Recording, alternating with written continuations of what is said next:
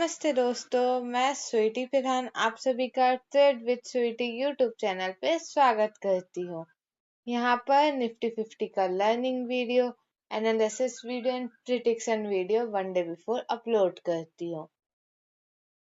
आज हम लोग यूएस मार्केट के बारे में जानेंगे, डाउ जोन्स के क्लोजिंग के बारे में जानेंगे 4 जुलाई के, साथ ही साथ एफआईआईज और डीआईज के बाइंग एंड सेलिंग डेटा के बारे में जानेंगे, गिफ्ट निफ्टी के बारे में जानेंगे, ग्लोबल न्यूज के बारे में जानेंगे, साथ ही साथ हम लोग टैरिफ के बारे में भी बात करेंगे। सबसे पहले जानते हैं हम लोग यूएस मार्केट के बारे में। यूएस मार्केट ने 260 पॉइंट प्लस में क्लोजिंग की है, वैसे डाउ जोन्स ने 445 पॉइंट अप साइड में क्लोजिंग की है पॉजिटिव में। अब जानते हैं एफआईआईज एंड डीआईज के बाइंग एंड सेलिंग डेटा के बारे में।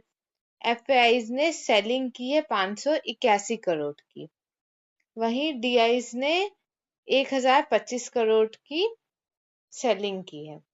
अब जानते हैं हम लोग गिफ्ट निफ्टी के बारे में। गिफ्ट निफ्टी अभी चल रहा है 25,500 के आसपास, वहीं हमारा निफ्टी 50 चल रहा है 25,460 के आसपास। गिफ्ट निफ्टी हमेशा थोड़ा सा अप ही रहता है निफ्टी 50 से, तभी वैसे चल रहा है। अब जानते हैं हम लोग कि अभी जो ग्लोबल न्यूज के बारे में जानते हैं। 9 जुलाई को टैरिफ जो लगा हुआ था उसका 90 दिन खत्म हो जाएगा, तो टैरिफ से रिलेटेड फिर न्यूज आने वाला है कि टैरिफ अब बढ़ाया जाएगा। 90 दिन के लिए भी रोक दिया गया था, तो अब बढ़ाया जाएगा या टैरिफ बंद कर दिया जाएगा। इस टाइप का टैरिफ से रिलेटेड मार्केट में इम्पैक्ट पड़ सकता है। यूएस मार्केट में इम्पैक्ट पड़ेगा तो फिर टैरिफ के कारण फिर ग्लोबल मार्केट में भी इम्पैक्ट पड़ेगा, तो इंडियन मार्केट में भी हमें इम्पैक्ट देखने को मिल सकता है टैरिफ के कारण। मैं इंडियन मार्केट में ना कभी भी किसी भी न्यूज का जो इम्पैक्ट रहता है फर्स्ट बार में ज्यादा इम्पैक्ट पड़ता है, सेकेंड बार में कम इम्पैक्ट पड़ता है, तो उतना इम्पैक्ट नहीं पड़ेगा, हल्का फुल्का इम्पैक्ट पड़ सकता है टैरिफ का। अभी क्या है, जो यूएस मार्केट में ना बिग जाइन कंपनियों का रिजल्ट आने वाला है।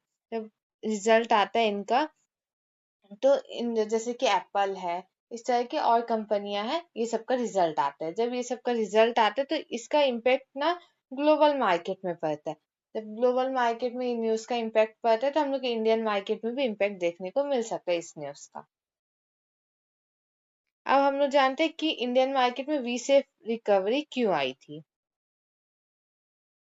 क्योंकि ना हम लोग को ऑयल जो है, ऑयल में हम लोग को एक मोमेंटम कम दिख रहा है ऑयल सेक्टर में, कम्युनिटी सेक्टर में, तो वहां पर हम लोग को इम्पैक्ट, मार्केट में इम्पैक्ट बहुत कम दिख रहा है। मार्केट एक कम मूवमेंट कर रहा है, जिसके कारण हम लोग को इंडियन मार्केट में वी शेप रिकवरी आ गई और बाइंग आ गई थी इंडियन मार्केट में।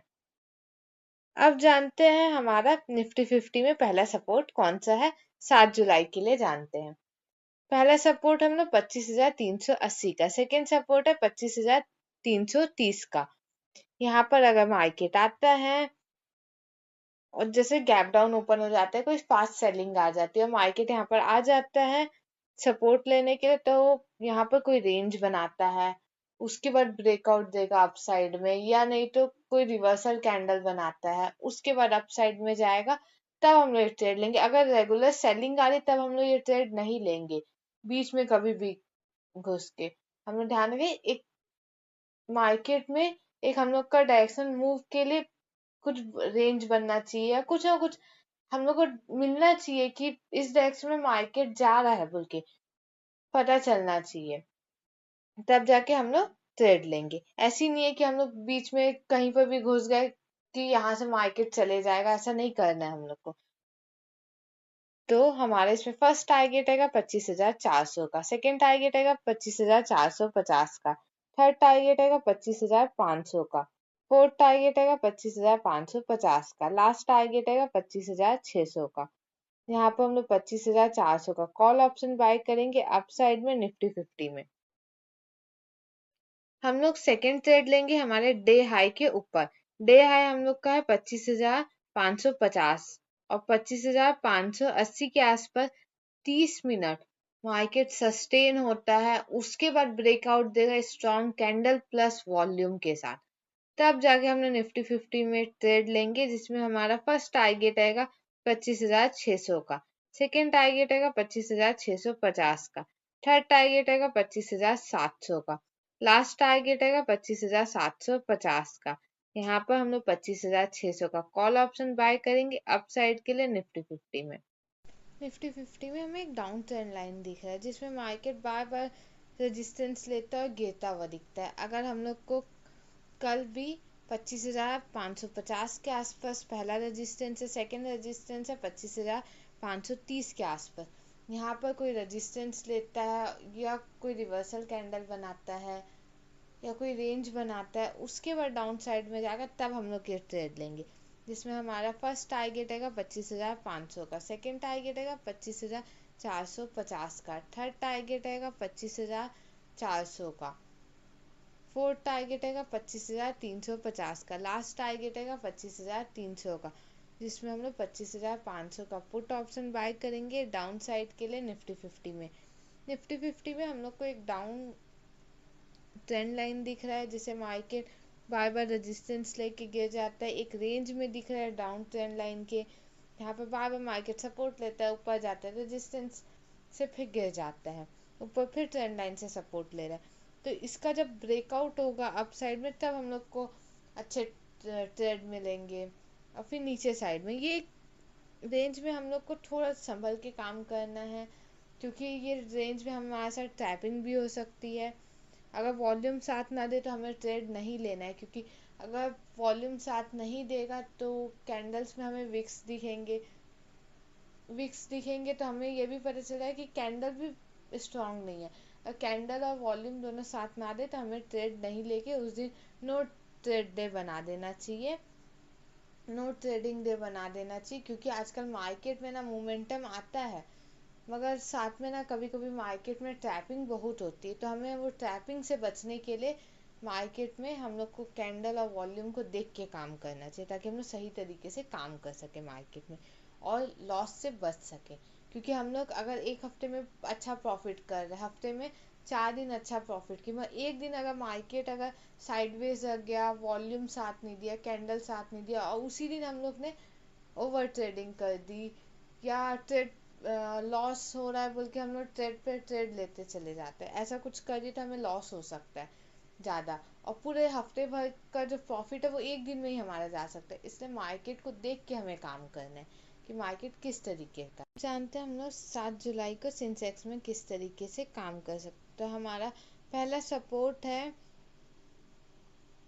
83,700 का, सेकेंड सपोर्ट है 83,800 का, यहाँ पर 10 से 15 मिनट सस्टेन होता है, उसके बाद अप साइड में जाएगा, तब हम लोग देखेंगे, ज़्यादा से ज़्यादा हम लोग ये देखेंगे 30 मिनट अगर सस्टेन हो जाते तो बहुत अच्छी बात है, क्योंकि सस्टेन होगा उसके बाद ब्रेकआउट देगा अप साइड में, तो हम लोग को कंफर्म हो जाएगा, जिससे हम लोग को पूरे टारगेट देखने को मिल सकते हैं, जिसमें हमारा फर्स्ट टारगेट आएगा 84,000 का, सेकेंड टारगेट है 84,200 का, थर्ड टारगेट है 84,400 का, फोर्थ टारगेट है 84,600 का, जिसमें हम लोग 84,000 का कॉल ऑप्शन बाय करेंगे अपसाइड के लिए सेंसेक्स में। पहला सपोर्ट है 83,200 का, सेकेंड सपोर्ट है 83,000 का, थर्ड सपोर्ट है 82,900 का। यहाँ पर आता है कोई फास्ट सेलिंग आ जाती है या गैप डाउन ओपन हो जाता है, उसके बाद यहाँ पर कोई रेंज बनाता है 10 से 15 मिनट, और उसके बाद अपसाइड में मार्केट जाता है, कोई रिवर्सल कैंडल बनाने के बाद ब्रेकआउट देता है। मैं वॉल्यूम हाई वॉल्यूम के साथ ब्रेकआउट देना चाहिए, क्योंकि जब भी ब्रेकआउट आता है कई बार ऐसा होता है कि फेक ब्रेकआउट भी रहता है, फर्स्ट बार टैपिंग हो जाती है, सेकेंड बार जो ब्रेकआउट होता है उसमें हम लोग को टारगेट देखने को मिलते हैं, तो हम लोग को देख के काम करें कि वॉल्यूम भी साथ में होना चाहिए कैंडल के साथ। तो यहाँ पर हम लोग देखेंगे अगर सस्टेन होता है उसके बाद आप साइड में जाएगा, तो फर्स्ट टारगेट आएगा 83,400 का, थर्ड टारगेट है, सेकेंड टारगेट आएगा 83,600 का, थर्ड टारगेट आएगा 83,800 का, फिर फोर्थ टारगेट रहेगा 84,000 का। लास्ट टारगेट है 84,100 का, जिसमें हम लोग 83,300 का कॉल ऑप्शन बाय करेंगे अपसाइड के लिए सेंसेक्स में। सेंसेक्स में पहला रेजिस्टेंस है 83,700 का, सेकंड रेजिस्टेंस है 83,600 का। यहाँ पर मार्केट में कोई रेंज बनाता है, उसके बाद डाउन साइड में जाता है, तब हम लोग ये ट्रेड लेंगे, जिसमें हमारा फर्स्ट टारगेट रहेगा 83,500 का, सेकेंड टारगेट रहेगा 83,400 का, थर्ड टारगेट रहेगा 83,300 का, फोर्थ टारगेट रहेगा 83,200 का, लास्ट टारगेट रहेगा 83,100 का। यहाँ पर हम लोग 83,500 का पुट ऑप्शन बाय करेंगे डाउन साइड के लिए सेंसेक्स में। ये चैनल को लाइक कीजिए, सब्सक्राइब कीजिए एंड शेयर कीजिए। नेक्स्ट वीडियो में हम लोग ये जानेंगे कि 7 जुलाई को हम लोग किस तरीके से काम किए, साथ ही साथ 8 जुलाई को किस तरीके से काम कर सकते हैं, इसके बारे में जानेंगे।